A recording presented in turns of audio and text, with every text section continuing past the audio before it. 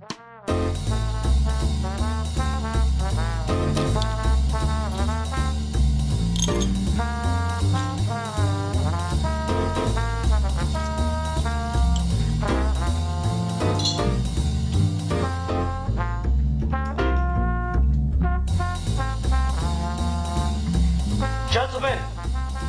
the time has come once again to discuss things.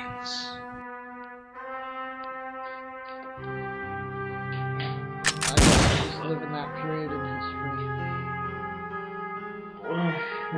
I don't know. I don't really think a lot of people could lend that too much credence. Anyway, you want to go ahead and get into this then? Sure thing. Chicken wing. Okay. Hi everyone, welcome to another episode of Geeky Gentlemen. I am Sid Pardew. Joining me today is... Shaboy Rasco. Shaboy Rasco, indeed. So Rasco, what are we talking about on this week's episode of Geeky Gentlemen?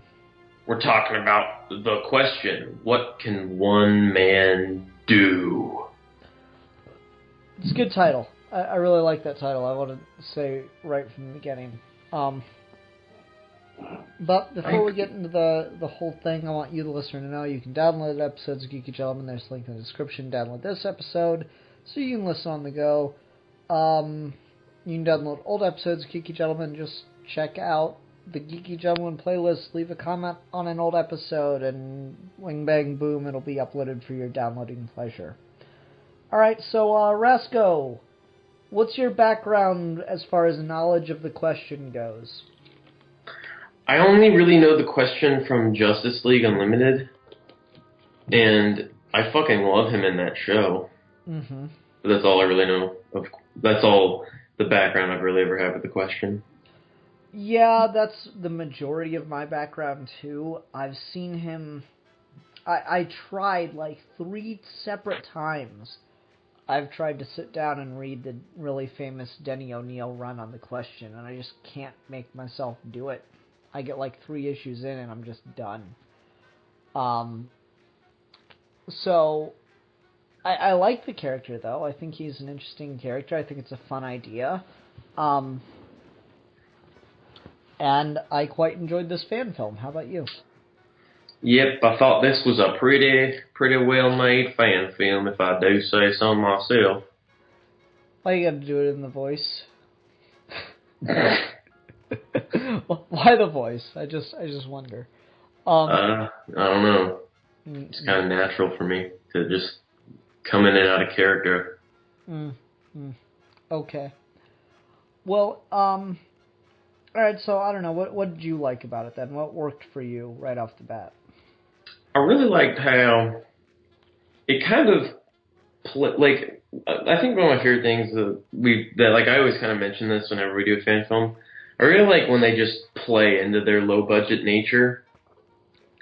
What I liked about this is that it kind of did feel very, because we talked about this just last week when we were with Steve, and we were doing the genre discussion. It wasn't even that long ago, it was like a few days ago, but we were talking about how like noir was kind of birthed out of low-budget filmmaking. Mm-hmm. And this is kind of like, one, being a fan film, I like it when fan films do that, but it kind of made sense for this particular fan film because it is kind of heavily influenced by like noir-type filmmaking. Oh, the question is definitely heavily influenced by noir. Absolutely. And I really... I don't know, I just really like when like it all kind of comes together in a way where the project you're making makes sense with the budget that you're making it on. Yeah, the question is a character who fits the whole fan film thing really well. I talked about seeing another question fan film, and that looked a little bit better than this, but I don't know, I certainly think I enjoyed this a lot more. It was just inherently more interesting. I think what worked for me the most was the twist at the end, which I just did not see coming at all. Mm-hmm. I thought that was perfect, and what's great is they seed the hell out of it. You see the letter at the beginning, you have, like, the senator or whatever being tortured the whole time, And the mobster even straight up says, we know each other, and all this other stuff. So, like, these connections to him being a corrupt guy, not being this innocent man that needs saving, are there from the very beginning. I really enjoyed that. It's really funny, because pretty much any time a character is a politician in anything, I just kind of assume they're a dick. This isn't a problem with this. It's just that, like, I will never be surprised by a politician being an asshole or corrupt in anything. Well, that's true. That is fair. But this, I thought, did a good job of, like, misdirecting you. Because he just looks like he's going to be, you know, he's a guy getting tortured. Every other scene in every other movie, or a cop show or whatever, mystery thing you watch, the guy getting tortured is completely innocent, right? Yeah. So that was just a nice little spin on it that really made this thing that I was kind of just, hey, you know, it's okay, it's pretty good. It really pushed me over. I'm like, this is really good. The fight choreography was pretty well done. You know, there are a couple shots where maybe just a little beyond their choreographic capability, if that's a term. But not many, and I don't know, it's better than anything I could do, so that's cool. Yeah, I agree, like, it's one of the things where, and I think that this was kind of a strength of that Spider-Man fan film we reviewed, like a few weeks ago, where if you can figure out how to edit around your limitations in a fight scene, you can keep it from looking, like, laughable. Mm-hmm. And I think this did a pretty good job of being able to edit around any sort of, like, goofy nature of just unprofessional people, you know, fighting in a fan film like this. And it's also cool when you can get someone to just straight up do a flip. Right? Yeah. If you can get someone to do a flip, make them do a flip. Yeah. Flips and fighting are totally a natural thing that happen in, like, every fight, right? Absolutely. Yeah. I don't know, I thought the fight scene looked fairly good. I think the thing that sold it for me was the sound design behind it. Not only the sound effects, but the way it was mixed in with the music. Yeah, that really I got me agree. pumped and into it. I agree. My only problem with that scene, this is actually probably the biggest issue with this, is just the music isn't consistent in that scene with the kind of music you're hearing throughout the rest of the fan film. Maybe that's true. It didn't, like, stick out like a sore thumb to me, though. I didn't pay much mind to the rest of the music in the fan film, and I just remember feeling kind of pumped by the music in that scene. It's true. It's just weird because it's a very different kind of music. Like, the rest of it is very, like, moody and atmospheric, and that's very much a just, like, get your blood pumping type of jolt. And you can do more exciting music that is still, like, using the tools of the rest of your sound with, like, the rest of the movie. Like, you can still, like, it's hard to explain what I'm trying to say. It's like, it doesn't have to be inconsistent, and it's not a huge problem. I'm just saying that's, like, really the only, like, jolting thing for me. And it's just after I noticed it, I couldn't unnotice it. Gotcha, and that wasn't for me, so that could be a case-by-case thing. Okay. What'd you think of the acting and the dialogue in this? I thought that, it was... The scene where... Who's the guy that he's talking to with the glasses? The professor or whoever? I don't know the name of the character. I thought that in that scene, he played off of him pretty well, and the acting might be a little, like, I don't know what the right word is, maybe, like, over-animated, but I think it kind of works. And for some reason, like, the nature of this fan film, it kind of works for me. Mm-hmm. Like, it didn't feel like out of place. I actually kind of, there was no actor that I was, like, cringing at. Gotcha. And I kind of don't mind it being a little, like, over-animated. Okay. For me, I thought the acting was pretty well done. Again, I love that scene at the end where the congressman is like screaming, "No, untie me!" and he like falls down in the chair. I thought that was really well delivered. Yeah, that was cool. That guy's too young to be a congressman, but whatever.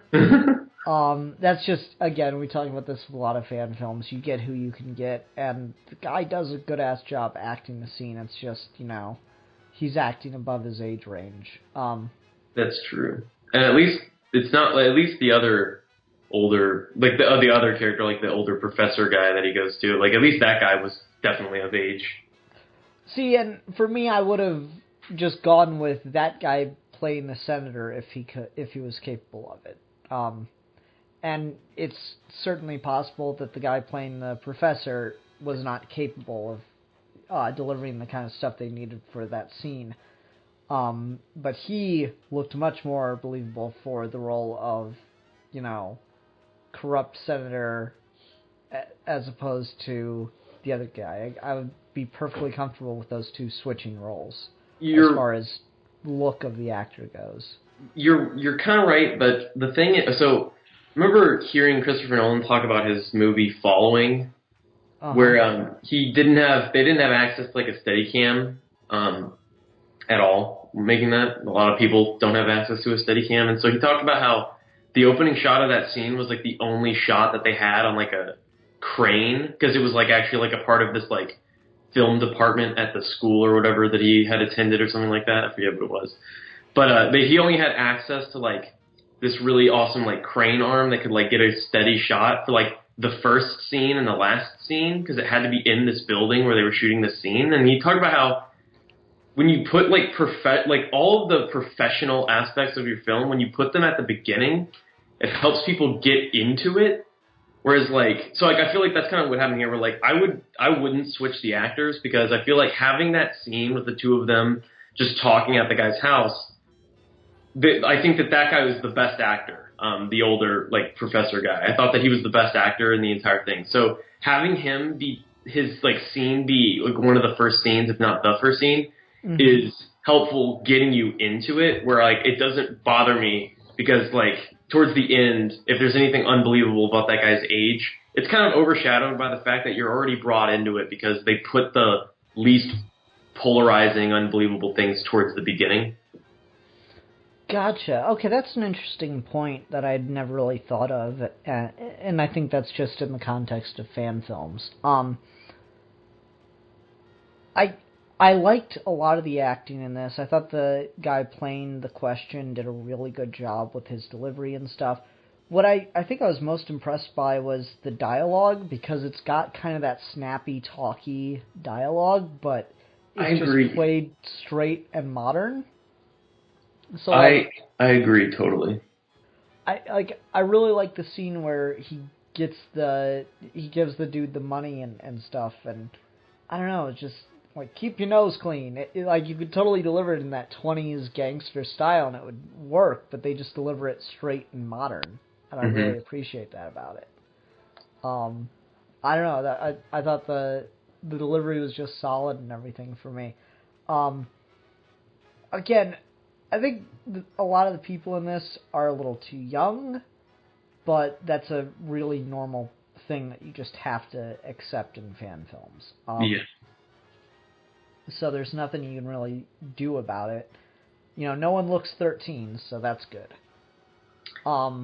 Yeah. I also think that the dialogue, it's one of those things where it really helps that the dialogue, I think, is so good, because it really gives you like full, complete scenes where they don't need to like just write you. They don't need to just like write a scene so they can get you to the next one. Like, they can actually write a conversation that flows pretty well, and it doesn't just have to be about getting a point across. It can be kind of meandering for a second and then get back to the point, and it doesn't ever sound like it's too, we know that this has to happen and these people have to say this so we can get to here, so we're just going to write the lines of dialogue that are going to get us there. They write it in a much more conversational tone, and I really like that. Yeah, I agree. Like, I love that the first scene there with the question and this professor guy, because like I had to pause that while I was doing something, and I didn't even realize I was like 7 minutes into this. Yeah. And I think that's a really good sign that I was just getting involved in it. So yeah, I thought it was really well written, not only just in plot structure, but also in dialogue. Did you have a favorite line that stood out to you at all, or no? Oh, I just really liked when he was, he said like something about like sucking on those cancer sticks, and then he was like, you still drink your wife's paycheck away or something like that. Yeah, I love that too. That's just like, again, it just feels very talky, like an old talky gangster movie, which is a really great fit for this, for the character. You kind of see why I want Quentin Tarantino to direct a question movie, right? Yeah, it could be really cool. Everybody start, bothering Quentin Tarantino about that. I'm sure he'll listen to us. I don't know. I think it's a really good tone. They kind of get that perfect. And again, this is a character who I have an interest in, but I've never really gotten into, even though I've tried. So I was really impressed that I was able to enjoy this as much as I did. To your point earlier, this is definitely something that works within the limitations of a fan film. Yeah. Though I think at one point, maybe to its detriment. So it's nighttime during the scene at the warehouse with the guy being tortured. Yeah. The question kicks the guy into the room and then walks in himself, and he's silhouetted by a very, very bright light. It's just street light, dude. Yeah, right. It, like, I don't know, I'm kind of of two minds of it, because it looks very comic book. Yeah. But at the same time, it's just a little too blinding. It just looks like daylight out. And I don't know. I don't necessarily believe that that's a problem you needed to have. You could have just done a sound effect of the door opening and him walking, and then cut to a shot of him walking in with the door closed behind him. If you could only shoot in there during the day or whatever. Yeah, you could also maybe... I'm trying to think about... because I think you could also maybe like select that area where it's like overexposed from the daylight, and I think you could probably change that to make it look a lot more muted like it is night. Either that or make it like, give it a yellowish hue so it looks like a street lamp more. I don't know. And maybe we'll get a comment from the makers of this one telling us, no, that's just the street light. If this was shot at nighttime or something like that. Who knows? Yeah, that's totally possible. Or maybe they lit it that way intentionally or something. I don't know. I thought this was pretty well shot, and sound quality and everything was pretty good. Yeah, I agree. It's again, it feels like an actual filmmaker making something, not just a fan. Yeah. And Let me ask you this. Do you think that they dubbed the questions lines once he had the mask on, or do you think it was done on set? I have to assume they did, because I just don't... based on what... I wanted to talk about like the question face mask, but based on that, I would imagine you'd have to. Mm-hmm. And it actually kind of works that and this is a good thing about his performance earlier on, the entire time he speaks in like a performer voice, right? Like he speaks in I'm a TV personality, right? Yeah. And that works because oftentimes when you have to like record audio after the fact, it sounds like someone is speaking in a presentation voice compared to how they normally spoke the rest of it. But by the entire way through kind of speaking like he's on the air, when you get to those scenes where it's like probably dubbed, it doesn't like take you out of it because he sounds like that the entire way through. Gotcha. And I mean, even if it's, I assume it's dubbed too, it's really seamless if it is though, right? There's nothing that like sticks out to me, like no quality jumps or background noise changes or anything like that. Mm-hmm. Yeah, so I was quite happy with that one.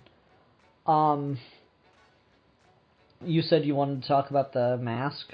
Yeah, so I don't really, like I said, I don't really know a whole lot about the question. So the mask is so the mask in this, it's obviously like not connected to the rest of his skin. Mm-hmm. In a lot of the, I mean, like not just in real life. It kind of looks off because I imagine that, you know, just going into making a question fan film, that's going to be one of the harder things to do. Like, how do you make like a seamless mask like that where it's just like skin almost? And so I'm kind of giving them a pass, but while thinking about it, I kind of thought of a better way to do it, but I don't know if it's something that you could technically achieve if you didn't have like as much of a art background as I do. Because I kind of thought of a way you could do it that would be kind of difficult, but I don't think it would be too much. Like, you know those like socks that you get at like a shoe store? They're like you can put them on your head like a ski mask almost. They're like pantyhose. You could like take one of those, cut out how much you need for the face, and then you'd need to like put it on the face and then like cake makeup over so you'd have to like somehow like tape it to the face or maybe use some sort of like adhesive to get it onto your face, and then you'd have to like cake makeup on, which would be the hard part. That's something that I know I could absolutely do that if I needed to, but obviously that's like, I'm thinking like things that like just wouldn't normally come to people, and I don't know how much experience these people would have with doing that. But it's just one of those things where like I was kind of thinking about it, and I kind of thought of a way you could do it better, where you cake as much as you need around all the areas that need to look like skin on this flesh-covered thing, on the flesh-covered fabric. And it's interesting because you remember Blinky, right? Yeah. Yeah, he did a question fan film, and I'm like 90% sure that's exactly what he did.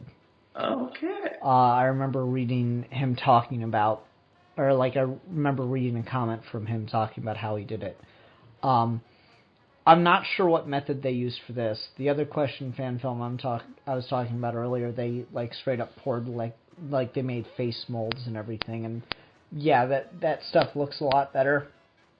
This, it just helps that it's all like, you know, there's no really good close-ups on him when he's got the mask on. Mm-hmm. Everything's shot from a distance. The hat creates a certain level of shadow.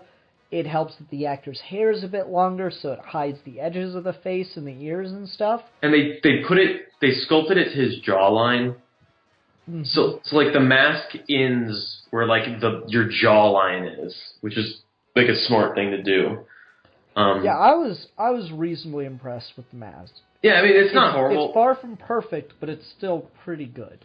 Yeah, it's not horrible. I'm just saying, like, just seeing that, I kind of was thinking about, how would I have done that? And I think I kind of thought of a better way, but it's fine. Like, it's whatever you can achieve in a fan film. It's not a big deal. Yeah, I mean, I'm not taking off any points for it. I thought it was at the very least serviceable. And keep in mind, I watched this on a 4K television. So if anyone was going to see problems with it, it should have been me. Got them Ks for days, bro. Yeah, I got them Ks for days. There we go. That's going to be... Rasco, we're going to start a company where we sell 4K televisions, and that's going to be our slogan. Ks for days. Ks for days. Oh, my. But yeah, I don't know. I thought the effects work, as little of it there is, was pretty good. It's kind of funny when he goes down the alley and like, the way the question transforms, like the suit and the mask are all like transformed by some kind of chemical reaction that involves like a smoke. And when he goes in the alley and the smoke comes out, I've actually used the exact stock effect they're using. Which I thought was pretty amusing. For a scene like that, if it had been where you were like going to go for the beauty shot of showing the mask forming around his face, yeah, you probably would have needed to use the stock effect or some kind of like digital smoke effect to achieve that. Overall, I would have recommended just buying a smoke bomb and lighting it in the alley. and then get a still camera shot and cut out the section where there's not enough smoke. That would be my general recommendation for that. The other option, if you couldn't do that for whatever reason, would be to not use a stock animation, but to use a noise texture animation that are available in programs like Vegas and Adobe and stuff. It's just like a basic loop of noise that you can change and filter around and do stuff with to create different looks. I used that at points, and it looks a lot better for smoke. Fuck it, I'll do it right now. 2905. I'll just put something on screen now as we fill the Geeky Gentleman room with smoke, just to demonstrate the effect, and I think that would have looked a lot better than what they went with. It's not terrible by any means. It looks like smoke. It's just, you could tell that was a digital effect, right? Yeah. The beginning, by the end you can. It doesn't look that digital in the very beginning, but by the end it definitely does. I think the biggest problem with it is it's pretty much just flat white. Even if they couldn't use a noise texture, or even if they couldn't afford a smoke bomb, they could have dropped the opacity on that smoke effect a little bit. That would be, I think, my biggest complaint about it is it does look almost cartoony. That's fair. Yeah. I also just wanted to mention that it's really a thing where it's like, this is why it makes sense to do a fan film like this. It's just the locations are all really work, I think. Yeah, it's just a guy's house. Makes perfect sense. A random warehouse, they're probably not in an actual warehouse. They're probably like backstage at a local theater or something. Yeah, or maybe a church. I don't know, a lot of churches have this kind of building or these kind of rooms and stuff like that. But yeah, just that. Yeah, I mean, I work in a warehouse. They could easily be in my warehouse, right? So yeah, I thought the locations were pretty good too. Again, it's just one of those things where it works because you can't get any more real than the real world. You don't say, Rasco. Or can you? Maybe that's a philosophical quandary for another episode. Yeah, there we go. There's going to be your next topic suggestion. Can you get more real than the real world? Yeah, I don't know. I thought this was pretty good. Did you have anything else you wanted to say about it? No, I don't think so. I'll mention this. I don't know what it is. I really like cigarettes in movies. Yeah. I just love cigarettes in movies. Mm-hmm. I like that the guy points out that he can't smoke without a face. Yeah. He's like, good point. I like that too. That was just fun. I mentioned this off the top, and I do want to make sure I elaborate on it. The question, what can one man do, is a really good title, because it works on several levels. It works on the question, period, subtitle, what can one man do. It works on in that way, the question, the character, what can one man do, the title. It works on the level of the question, what can one man do, as if the question is, what can one man do? Mm-hmm. And then it connects thematically to the story, which that's a really, really good title. I agree. Yeah, you're right. And God, I love when a movie has a fucking good title, because there are so many titles that make me cringe. Yeah? Yeah, we get this with horror movies now, where every horror movie does this thing where it's like a 2-word horror title. Mm. Even when it's awkward and doesn't make any sense. There's this new movie coming up called Wish Upon. I'm you're trying to fit a title that should be 3 or 4 words into 2 words, and it bothers me. Yeah, that is weird. So yeah, good title. I don't think we've given that award to any fan film yet. Yeah, if we had like an awards ceremony for fan films, this would get best title. I think we certainly. Okay, Rasco, I believe it's that time. What will you rate this fan film? I'm gonna give this fan film a 4.5 cigarettes out of 5. Son of a bitch, you stole mine. All right. I'll go ahead and give this fan film, I agree with you, 4.5 out of 5 senators tied down to chairs being beaten. That's going to be mine. Okay, what are we going to be reviewing next time on Fan Film Reviews? Oh, fuck, I forgot that you picked this. Oh, gosh, no.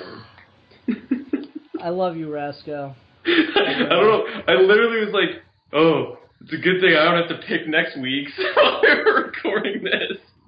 I don't know why I thought that. You're a beautiful, beautiful human Do you being, have anything Rasco. to say to distract the audience from me searching for a fan film? Doop-a-doop-a-doo-doo-doo, Rasco doesn't know how to prepare for a show. Doop-a-doop-a-doo-doo-doo-doo, yeah.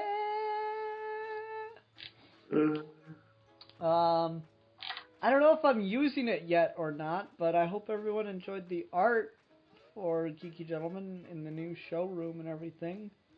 I worked hard on it, and Jacob Carlson, one of our viewers, helped out a lot with the character models and everything. Looks really, really good, I think, generally speaking.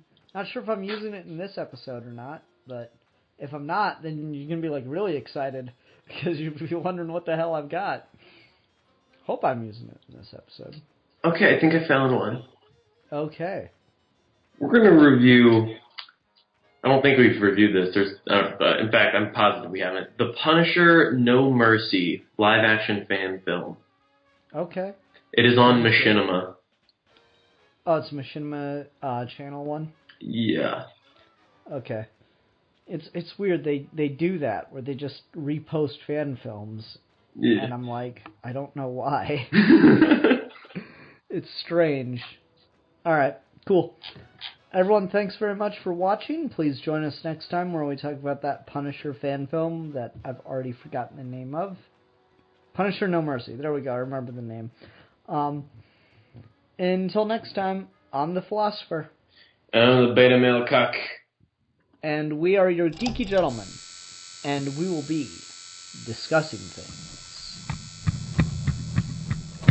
Doop-a-doop-a-doop-doop, yeah.